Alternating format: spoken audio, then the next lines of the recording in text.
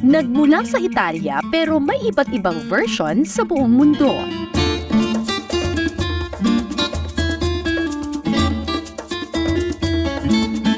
Ang all-time favorite at comfort food ng marami, ano pa? Edi pizza! Ngayong gabi, sasabak ako sa isang pizza making challenge. Diba? Ang catch, Oh, chef! Pwede pang mangopya.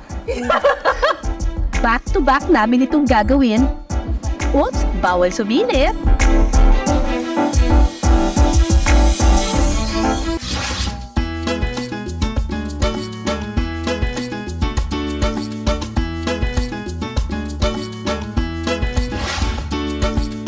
Mahilig ba kayo sa pizza? Nako, ako, guilty pleasure ko yung pizza kahit na ang dami-dami niyang carbs. Kailangan i-exercise ko na lang to.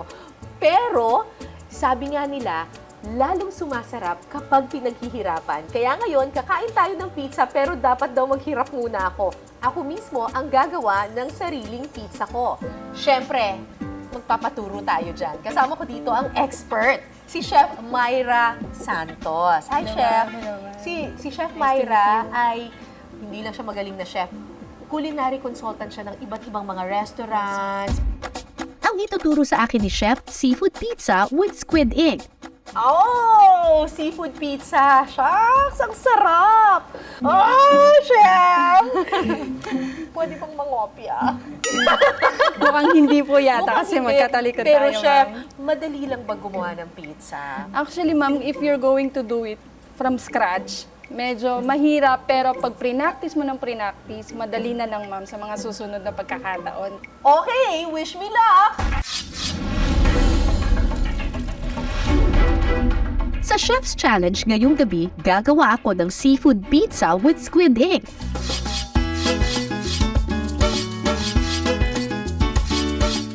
So, ang una nating gagawin ay yung pizza dough. Hindi lang tayo maglalagay ng mga toppings. Gagawin talaga natin from scratch. Meron na tayo ditong dough.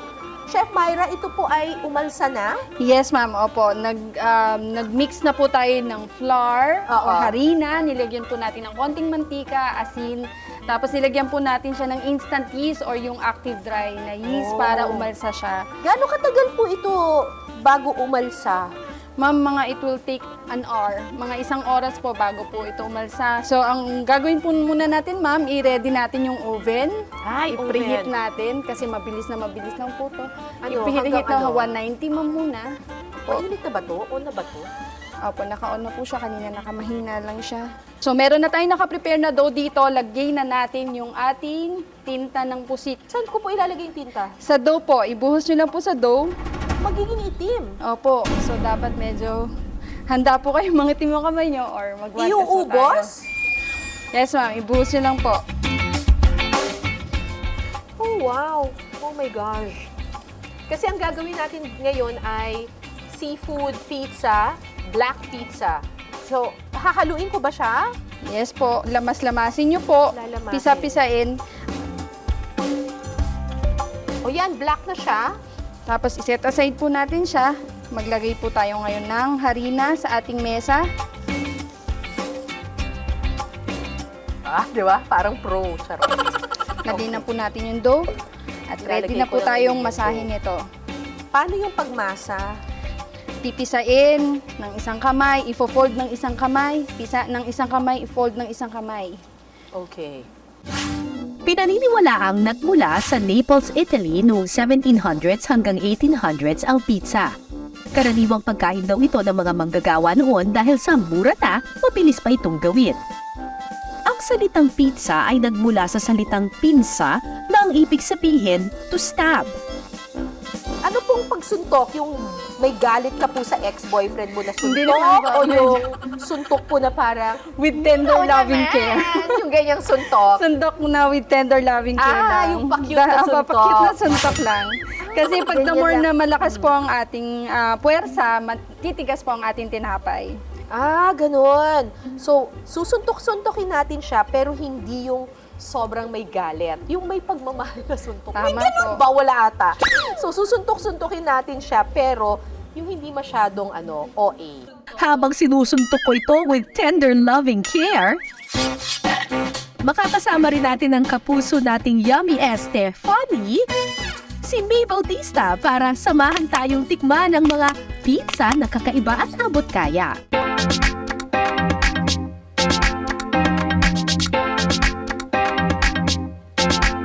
Dumako naman po tayo dito sa Fairview at kasama ko po hindi po si Cara David, kundi si Ate Ems. Yes, Ate Ems. Ate Ems, pasok! Hindi. Okay, Ate Ems. Okay, ito naman po, napakasimpleng ano nito, no? Pizza. Yung ituturo niyo po sa akin gawin ay? Pizza Supreme. Okay, so ibig sabihin, ito na po yung naka-aangat-angat na pizza, di ba po? So ibig sabihin, lahat po ng flavor, dahil Supreme nandito na po. Okay, sige. Opo. Ito naman, mga kapuso, kakaibang pizza naman po ito. Kumbaga, naka-assemble na talaga na i-deliver. So kumbaga, kung bibili ka, iinitin na lang po, di ba?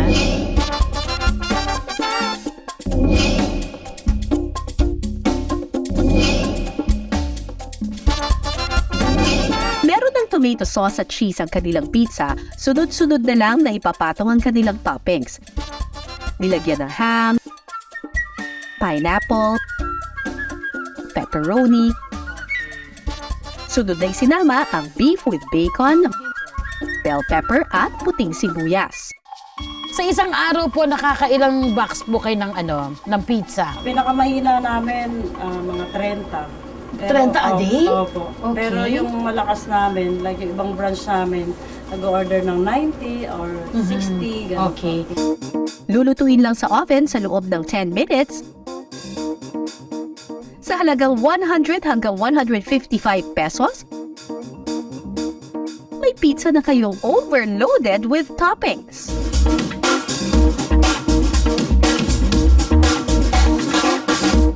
Okay! Tikimon time!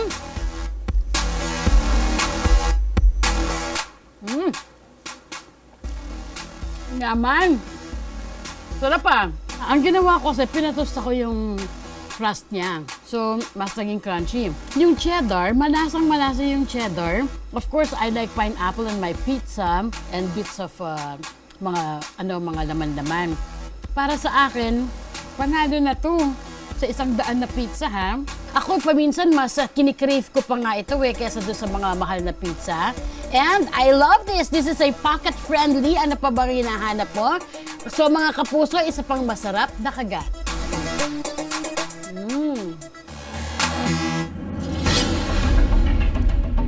Balik muna tayo ulit sa ating pizza challenge. Pwede nyo na pong bilugin yung inyong dough, ma'am. Ha? Gawin nyo na po Binugin ko siyang bola. Bibilugin ito hanggang mapalapad ng 10 inches in diameter. Gamit ang rolling pin, ipa-flat natin ang pizza dough. Teka, Tapos pwede bibinugin nyo ko pong muna. pwede po kayong gumamit nitong rolling pin para mailapad po yung bilog nyo po na dough. Pero ang importante, gamitin po na ating mga kamay para makapaggawa po tayo ng korting bilog. Okay. Hindi po kailangan perpekto, mas maganda po yung talagang natural lang po. Kapag nailapad yun na po siya ng bilog, pwede na po kayo maglagay ng harina dun sa ating flat na pan na ilalagay po sa oven. Ah, ito. Opo. O parang, shucks, lumaki ata yung gawa ko. At pwede na rin po nating ipatong ang ating dough sa ating pan. Hindi naman po importante na bilog siya. Eh, hindi na siya bilog. Ano na siya? Medyo square na siya. Rectangle na. Okay lang po yan. Hindi ba gagawa ng design sa side? Opo, yung sa akin po nilagyan ko ng medyo harang, parang wall ma'am, para palalim. Nagpapauso na lang ako, pero parang ganyan yung nakakain ko ng pizza eh. May parang ganyan. Tapos pipindutin. Opo, pindutin niyo po yung gitna, tusok-tusukin niyo po ng inyong daliri para pasukin po siya ng konting hangin. Yan. Yan, ready na po tayo sa toppings, ma'am? Una po na kaming naggisa ng bawang. Sunod na isinama ang mga seafood tulad ng tahong, hipon, halaan at pusit. Lalagyan din ito ng kaunting asin at fennel seed. Pampatanggal din po ng lansa ng Ay, ating parang ano seafood. siya, amoy anis. Yes po. Mabilis na mabilis lang po lutuin ang ating seafood. So, pag Hala, nakita po lumabas na- yung tinta!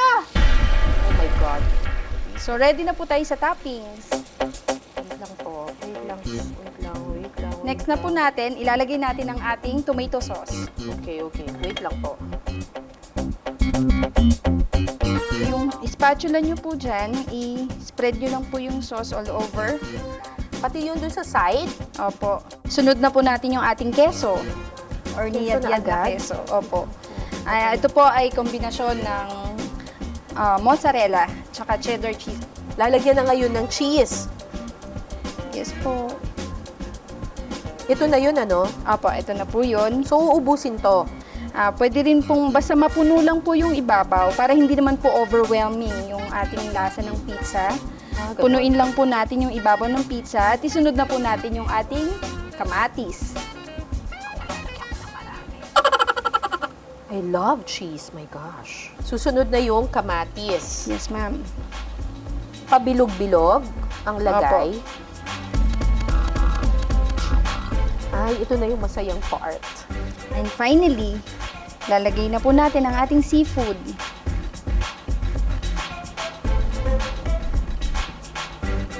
Seafood. Basta kahit saan lang. Yes po.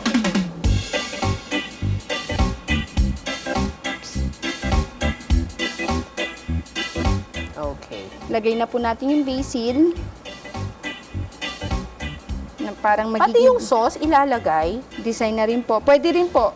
Itatoppings po natin para lahat po ng lasa nung ginisa po nating seafood nasa pizza. Pero ingat lang po tayo kasi para hindi po magsag yung ating Ay, wag ko na lang tinapay. ilagay. Baka maging Konting soggy. patak lang po, ma'am. Okay. At Ngayon, pinakahuli po, lagay natin yung konting-konting mantika. Patakan po natin konting mantika. ay basil pa ako. Para magkaroon po ng glaze. At konti pa rin pong anis. Yeah, ganda.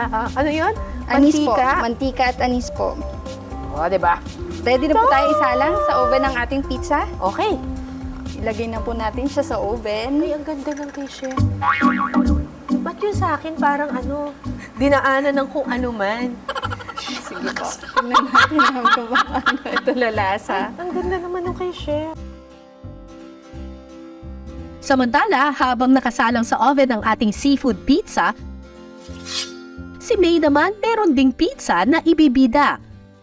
Burger na pizza o pizza na burger? Ano ba talaga? Hello mga kapuso! Nandito po ako ngayon sa Marikina. Pizza burger po. Okay, at yun na nga eh. Yun ang pumukaw sa attention ko, yung pizza burger. Yes po, ma'am. Ano pong pizza burger? Ibig sabihin, ganun siya, Yes yung po, nakakagat. makapal po siya. Pinagsama yung pizza at saka burger. So, I will follow the leader, okay?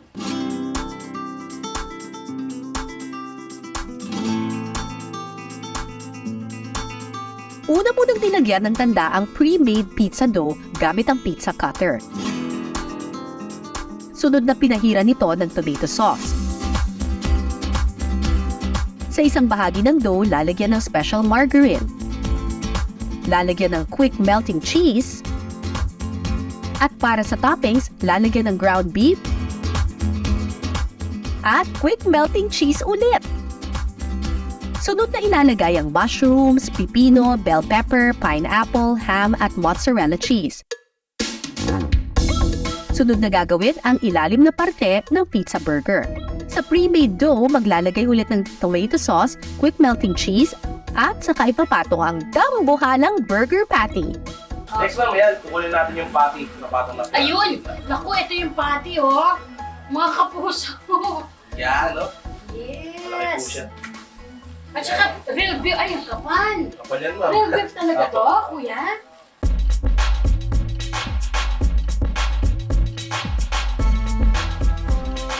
Sa gilid ng patty, lalagyan ulit ng ground beef. Lalagyan ng toppings na pipino, kamatis, bell pepper, ginayat na repolyo, quick melting cheese at ang kanilang special white sauce. Pagkatapos, sabay na lulutuin sa oven sa loob ng 10 minuto. Tinawag itong 3-in-1 pizza burger dahil matitikman mo ang 3 pizza flavors sa iisang pizza lamang. Yay! Kakain na! Yay! Kakain na! Ito yung 3-in-1 at ang best daw dito or best na kailangan itry ay ang mozzarella. Opo, so ito yung mozzarella. Yung dalawang klaseng cheese to, yung regular cheese, mozzarella, at saka yung merong margarine. Ah! Grabe. Okay. Woo! Nalalaglag-laglag. Ang dami kasing ingredient. Mmm! Mmm! Mmm! The best! Kuya, anong ginawa mo? Mmm! Grabe!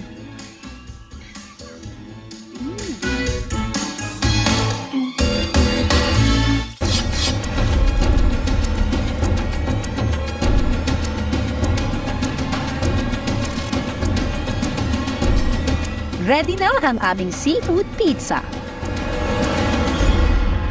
Ang ganda nung sa'yo. Shucks. Nahiya naman ako dito, parang ewan. Parang ang ganda rin nung kay Miss Cara. Hala! Ano ba to? Parang nangitim yung mga basil leaves.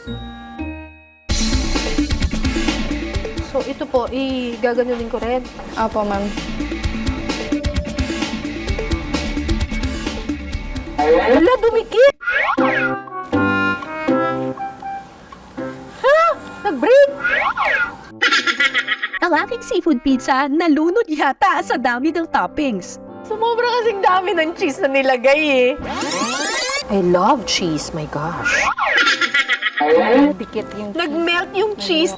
Lesson learned. Pag maglalagay po kayo ng cheese sa pizza, huwag nyo na po lagyan sa may gilid yung crust niya. Doon lang po sa gitna. Hala!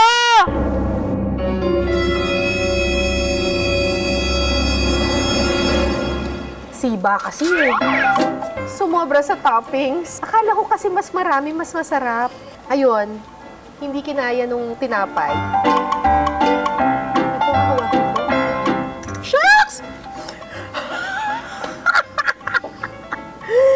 Ayan. Ito dumikit oh. Oh my God. Medyo nasira lang yung isang side. Pero, pwede na. Pero hindi pa tapos ang challenge. Babawi ako sa paggawa ng pepperoni pizza. Medyo nasilip ko na yung style ni Chef. Medyo gagalingan ko na ngayon. Hindi na yung parang dinaanan ng bagyo tong pizza na ginawa ko eh. Diyos ko! Babawi po tayo. Oh, let's do it, Chef. Let's do it po. Magbudbud lang po tayo ng harina sa ating desk o sa ating mesa. Umpisahan na po natin masamasahin ng bahagya lang po yung ating dough. Yan. Katulad po ng ginawa natin kanina, piga, tapos i-fold po natin, piga, i-fold. Fold. Pagkatapos masahin ng dough, bibilugin na namin ito. Pag okay na po kayo dyan, pwede na po ulit tayong mag-toppings.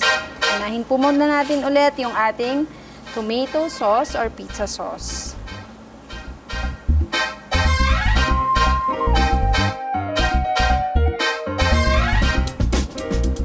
Hindi ko napapalagpasin doon sa Nagkamali ako kanina. Akala ko yung buong pizza lalagyan. O, ay diba? Mas maganda ngayon.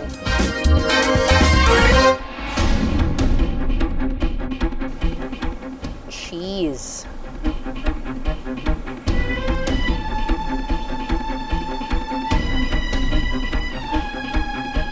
At yung ating pepperoni.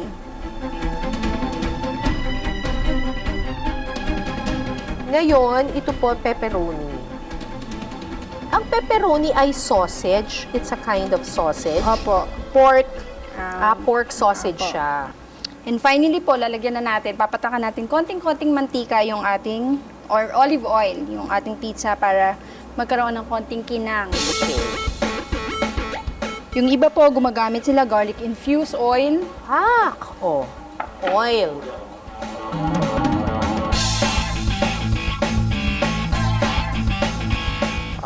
Diba? Parang totoo. Pwede nang isalang sa oven at lutuin in high heat sa loob ng 15 minutes.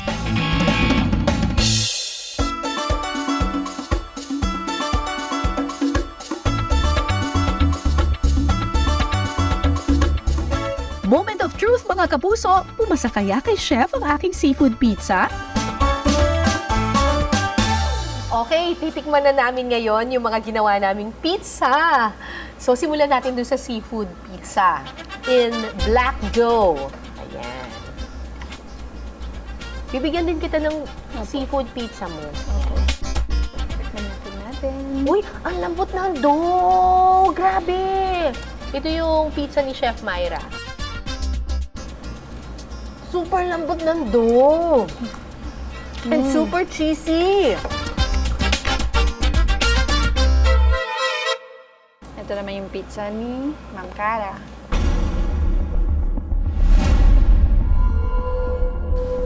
Ang sarap, ma'am. Presentation lang, medyo nag-overload ka raw. Ang sarap pa rin. Lasang-lasa yung seafood. Oo nga, lasang-lasa yung seafood. Yung sa presentation, ma'am, hindi po siya ganun ka-appealing, pero yung pagka-overloading ng mga components niya, maganda rin kasi pag nakita siya ng kakain, parang wow, it's very appetizing. Pero yun nga po, sa lasa, sobrang sarap niya. Kailangan lang siguro mas inayos ko ng maigi yung yung pagkakalagay. Opo. Kasi parang nilagay ko na lang lahat ng mga ng mga doon mga toppings doon So kailangan may art din sa paggawa ng inyong pizza. Yeah. Kasi we also eat with our eyes. Yeah.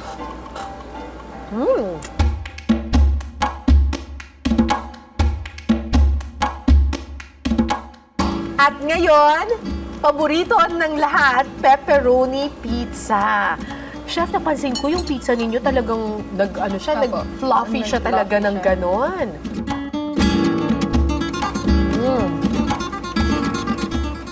Cheese overload. Iba talaga yung dough. Ang lambot ng dough. At saka may lasa yung dough, ha? Opo. Hindi siya bland. Yeah. Tapos bagay na bagay yung creaminess ng cheese doon sa alat-alat ng maalat-alat na flavor ng pepperoni. Wow! Parang mas winner po kayo Talaga? sa pepperoni. Kasi ang ganda ng presentation and then ang sarap. Yung Thank pagkakapal ng dough niya is It's perfect. just right? Yeah.